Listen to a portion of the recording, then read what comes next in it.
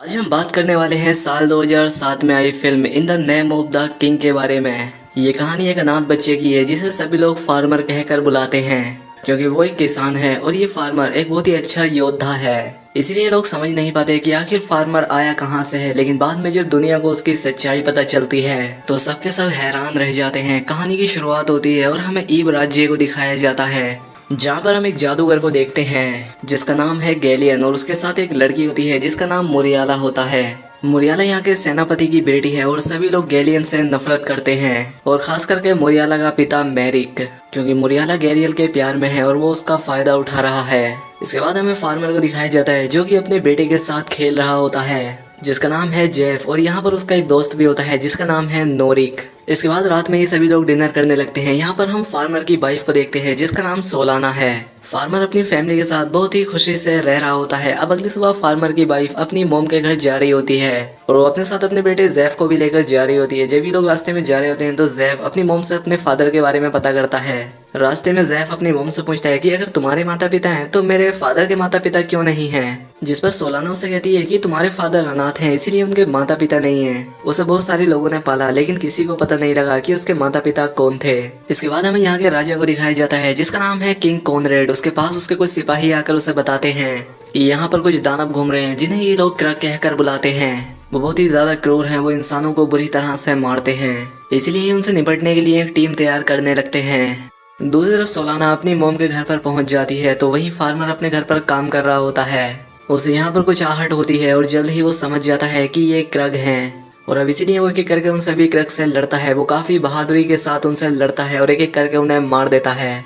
तभी क्रग इनके घर के अंदर घुस जाते हैं और वहाँ आग लगा देते हैं। अब नोरिक भी यहाँ आ जाता है और इनसे लड़ने लगता है और ये दोनों मिलकर बहुत सारे क्रग्स को मारते हैं, लेकिन फार्मर जानता है कि अब ये क्रग्स उसके बच्चे और उसकी वाइफ तक भी जाएंगे और अब इसीलिए फार्मर यहाँ से सोलाना के पास जाने लगता है। नोरिक भी उसके साथ जाता है। वहीं दूसरी तरफ मुरियाला तलवार चलाने की प्रैक्टिस कर रही होती है।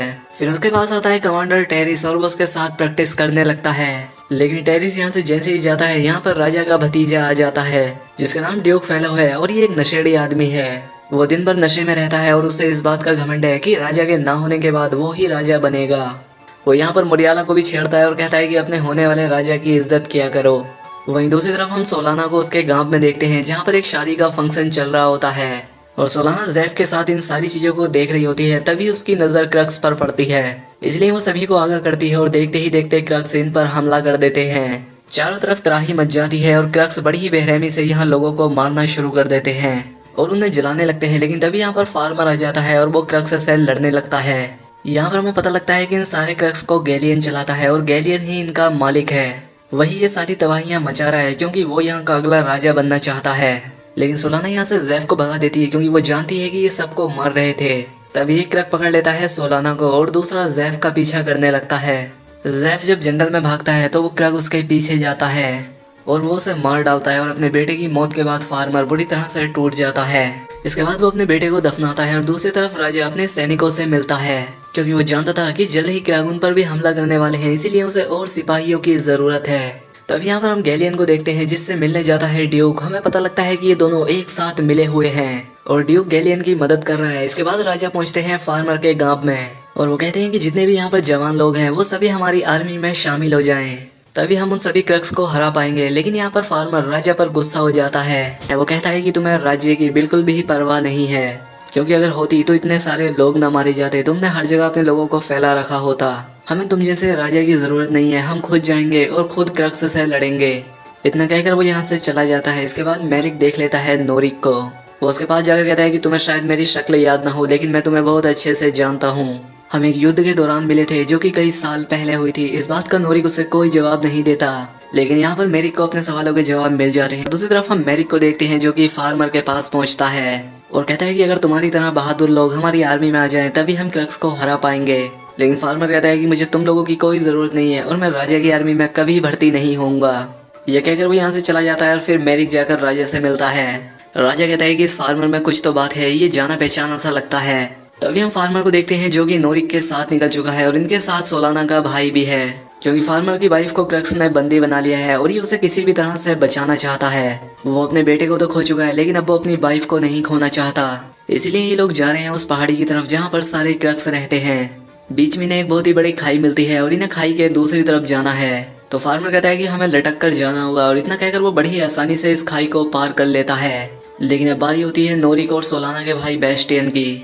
ये दोनों भी खाई को पार करने लगते हैं, लेकिन ये बीच में ही लटक जाते हैं और देखते ही देखते नहर में गिर जाते हैं और पानी के साथ बहने लगते हैं। लेकिन फार्मर इनके पीछे पीछे दौड़ रहा होता है, वो इन्हें पानी से बाहर निकाल लेता है। इसके बाद राजा पहुंचता है अपने महल में और वो यहाँ पर ड्यूक को इश्क लड़ाते हुए देखता है।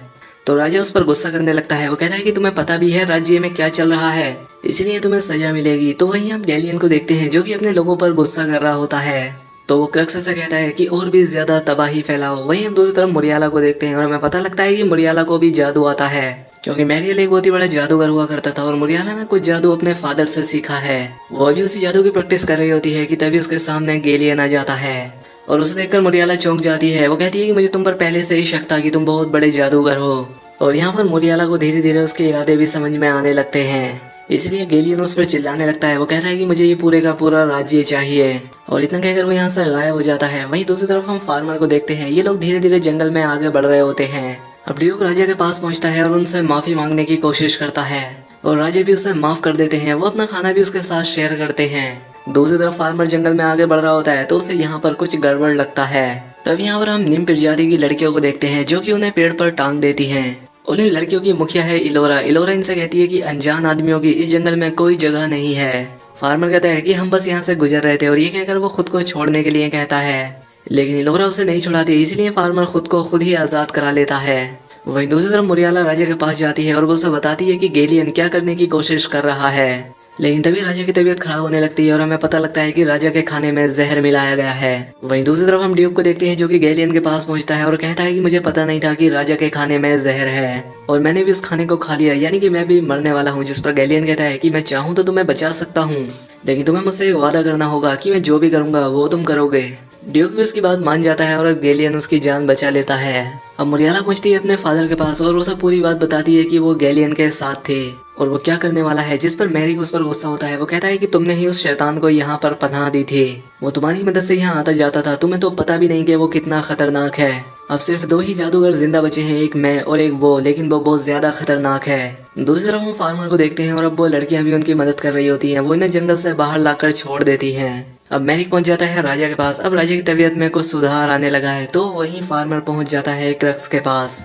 वो देखता है कि यहाँ पर उनकी बहुत ही बड़ी सेना है। यहाँ पर हम सोलाना को भी देखते हैं जो कि उनकी कैद में थी। सोलाना अभी भी जिंदा थी तो वहीं ड्यूक वैसा ही करता है जैसा उससे गैलियन ने कहा था, इसलिए वो राजा की एक टुकड़ी को लेकर गायब हो जाता है और सबसे कहता है कि राजा मरने वाले हैं और अब अगला राजा मैं हूँ। तो वहीं अब राजा भी अपनी पूरी सेना के साथ युद्ध के लिए निकल पड़े हैं। लेकिन अब वो क्रक्स फार्मर के दोनों साथियों पर हमला कर देते हैं और वो उन्हें दोनों को बंदी बनाकर ले जाते हैं और वो फार्मर को एक जगह पर टांग देते हैं। वो उसे फांसी लगाने वाले होते हैं कि तभी फार्मर उस क्रक को मार देता है। ये देखकर गैलियन भी चौंक जाता है। उसे समझ नहीं आता कि आखिर फार्मर है कौन। रास्ते में मैरिक को फार्मर मिलता है। उसे लगता है कि उसकी जान खतरे में है, इसीलिए वो उसे दवाई देता है। वो उसे अपने कैंप में ले जाता है जहाँ पर फार्मर का इलाज होने लगता है। यहाँ पर राजा भी उससे मिलने के लिए आते हैं, लेकिन वो समझ नहीं पाते कि मैरिक फार्मर को यहाँ क्यों लाया है। मैरिक कहता है कि क्योंकि फार्मर आपका बेटा है और मैं इसे इसलिए पहचान गया क्योंकि ये नोरिक के साथ रहता था और नोरिक के पास रानी का घोड़ा था और मुझे पता करने के बाद पता लगा कि उस युद्ध में सिर्फ एक ही बच्चा जिंदा बचा था और वो था आपका बेटा। ये बात सुनकर राजा हैरान रह जाता है, लेकिन फार्मर इस बात को मानने से इनकार कर देता है। फार्मर कहता है कि मुझे लगता है आपको गलतफहमी हुई है, मैं आपका बेटा नहीं हूँ, और ये कहकर वो यहाँ से चला जाता है। राजा उदास होते हुए कहता है कि उस युद्ध ने मेरी वाइफ मुझसे छीन ली और आज मेरा बेटा भी, जो कि मुझे पहचानने तक को तैयार नहीं है। पता नहीं गॉड मेरे साथ क्या कर रहा है। जिस पर मैरिक कहता है कि गॉड ने जो भी किया वो अच्छा किया, क्योंकि उस वक्त अगर आपका बेटा आपके साथ होता तो दुश्मनों ने उसे खत्म कर दिया होता, लेकिन आपका बेटा आपसे अलग हुआ और वो बहुत ही ज्यादा ताकतवर और मजबूत बना।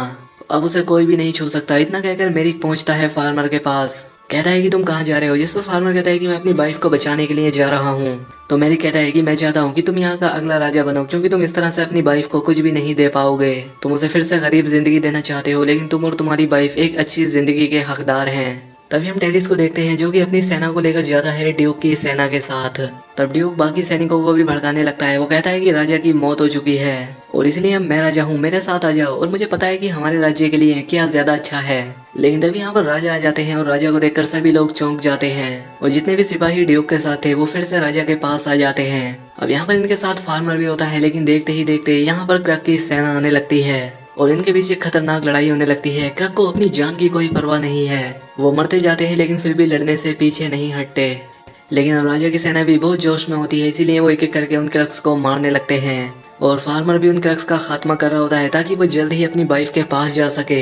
ये देखकर ड्यूक घबराने लगता है, उसे पता चल जाता है कि अब अगली बारी उसकी है, इसलिए वो और क्रक्स को लड़ने के लिए कहता है। लेकिन फार्मर सबको मारता जाता है। गेलियन भी ये सब देख रहा होता है और वो खुश है क्योंकि उसने राजा के बहुत सारे लोगों को मार दिया था। लेकिन अब ड्यूक भी गुस्से में है, इसीलिए वो अपना तीर निकालता है और सीधा राजा को मारता है, क्योंकि वो यहाँ का राजा बनना चाहता है। लेकिन वो उन्हें तीर मारने के बाद यहाँ से भागने लगता है। लेकिन तभी हम रास्ते में मरियाला को देखते हैं, जो कि अपनी फादर की हेल्प के लिए आ रही थी, लेकिन रास्ते में उसे ड्यूक मिल जाता है। तभी यहाँ पर निम सेना वाले आ जाते हैं, वो ड्यूक के सभी लोगों को मार देते हैं और ड्यूक को बंधक बना लेते हैं। दूसरी तरफ हम बेस्टियन और नोरिक को देखते हैं, जो कि कैद में होते हैं, लेकिन अब वो यहाँ से भागने की कोशिश करने लगते हैं। लेकिन ऐसा करते हुए नोरिक लड़ते लड़ते मर जाता है। लेकिन अब सोलाना भी यहाँ से भागने लगती है और वहीं हम दूसरी तरफ राजा को देखते हैं, जिसकी अब आखिरी सांस चल रही होती है। तभी फार्मर आता है राजा के पास और ये दोनों यहाँ पर बातें करने लगते हैं। राजा उसे एक कहावत के बारे में बताता है। ये सुनकर फार्मर चौंक जाता है, क्योंकि यही कहावत हमेशा से उसके कानों में गूंजती रहती थी।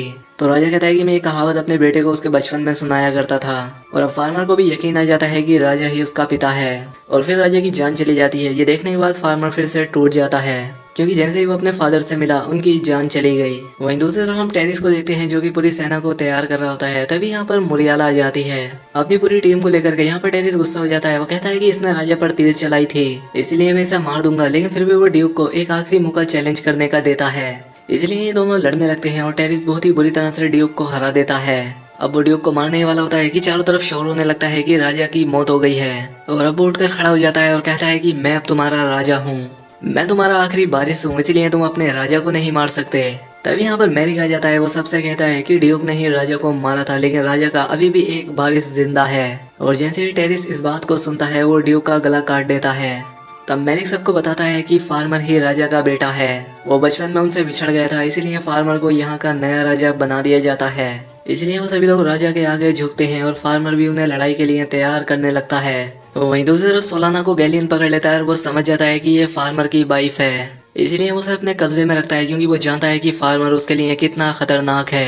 लेकिन अब फार्मर पूरी तैयारी कर रहा है कि कैसे वो गैलियन को हराएगा, इसलिए वो अपनी पूरी सेना को भेजने वाला है क्रक्स से लड़ने के लिए, जिसका सेनापति बनेगा टेरिस। और फार्मर जाएगा गैलियन के महल में ताकि वो उसे मार सके, जिससे उसका जादू खत्म हो सके। यहाँ पर मुरियाला फार्मर से कहती है कि मैं भी आपके साथ जाना चाहती हूँ, और साथ ही वो कहती है कि कोई और भी आपके साथ चलना चाहता है। वो उसे जंगल में लेकर जाती है, जहाँ पर उसे एलोरा मिलती है, जो कि कहती है कि हम भी गैलियन को मारना चाहते हैं। वो हमारे जंगल को क्रक्स से कटवाता रहता है, इसीलिए वो हमारा भी दुश्मन है, इसलिए हम भी तुम्हारे साथ लड़ेंगे। जिसके बाद ये सभी लोग उसके महल के लिए निकल पड़ते हैं और इनके साथ मैरिक भी होता है। अभी उस जगह पर पहुंच जाते हैं। मैरिक कहता है कि मैं महल में जा रहा हूँ अपने जादू का इस्तेमाल करके। वहीं हम सोलाना और गैलियन को देखते हैं, जहाँ पर सोलाना उससे कहती है कि तुमने मुझे कैसे पहचाना कि मैं फार्मर की वाइफ हूँ। वो कहता है क्योंकि तुम प्रेग्नेंट हो और तुम्हारे पेट में फार्मर का बच्चा है। अब राजा की पूरी सेना पहुंच जाती है क्रक्स के पास और यहाँ पर लड़ाई शुरू हो जाती है। लेकिन मैरिक कहता है कि मुझे पहले गैलियन के पास जाने दो, और ये कहकर वो अपनी शक्तियों का इस्तेमाल करता है और सीधा पहुंचता है गैलियन के पास। लेकिन गैलियन अपने जादू से तलवार निकाल लेता है, तो मैरिक भी अपने जादू से तलवार निकालता है और ये दोनों लड़ने लगते हैं। लेकिन दूसरी तरफ फार्मर भी तैयार है यहाँ आने के लिए, तो लोरा उसकी मदद करती है और वो एक रस्सी फेंकती है और रस्सी की मदद से फार्मर भी दीवार पर चला आता है। गैलियन मैरिक को मार देता है और कहता है मैं तुमसे ज्यादा ताकतवर हूँ। अब मुरियाला भी अपनी शक्तियों का इस्तेमाल करके अपने फादर के पास पहुंच जाती है। मुरियाला कहती है कि मुझे पता नहीं था कि मेरे अंदर भी इतनी शक्तियां हैं, जिस पर मैरिक कहता है क्योंकि तुम मेरी बेटी हो और एक न एक दिन तुम्हारी शक्तियां बाहर आनी ही थी, लेकिन अब मैं मरने वाला हूँ और अब मैं अपनी भी शक्तियां तुम्हें देने वाला हूँ। और ये कहकर वो अपनी पूरी शक्तियां मुरियाला को दे देता है, जिसके बाद उसकी जान चली जाती है। और दूसरी तरफ राजा की सेना और क्रक्स के बीच खतरनाक युद्ध चल रहा होता है। तभी फार्मर पहुंच जाता है गैलियन के पास और वो गैलियन से अपनी वाइफ को बचाने के लिए लड़ने लगता है। लेकिन गैलियन यहाँ पर अपनी शक्तियों का इस्तेमाल करता है और वो अपने जादू से फार्मर को अपनी शक्तियों में फंसाने लगता है और वो उसे मारने वाला होता है कि तभी वहाँ पर मुरियाला आ जाती है। वो गैलियन पर अपनी शक्तियों का इस्तेमाल करती है, जिससे उसका ध्यान बढ़ जाता है। सोलाना इस चीज का फायदा उठाकर गैलियन के पेट में तलवार घुसा देती है। तब तक फार्मर भी आजाद हो जाता है। वो अपनी तलवार उठाता है और गैलियन का सर काट देता है और जैसे ही गैलियन की जान जाती है, सभी क्रक्स युद्ध को छोड़ देते हैं। वो यहाँ से वापस जाने लगते हैं और इस चीज को देखकर सभी लोग समझ जाते हैं कि गैलियन मर चुका है। अब फार्मर भी अपनी वाइफ से मिलकर बहुत खुश होता है और अब इनका राज्य पूरी तरह से आजाद हो चुका है और अब फार्मर अपने राज्य का नया राजा है। और अब इसी के साथ ये बेहतरीन फिल्म यहाँ पर खत्म हो जाती है। तो दोस्तों उम्मीद करता हूँ आपको वीडियो पसंद आई होगी। वीडियो अच्छी लगी हो तो कमेंट करके जरूर बताएं। साथ ही चैनल पर पहली बार आए तो सब्सक्राइब भी कर ले। मिलते हैं हमारी अगली वीडियो में।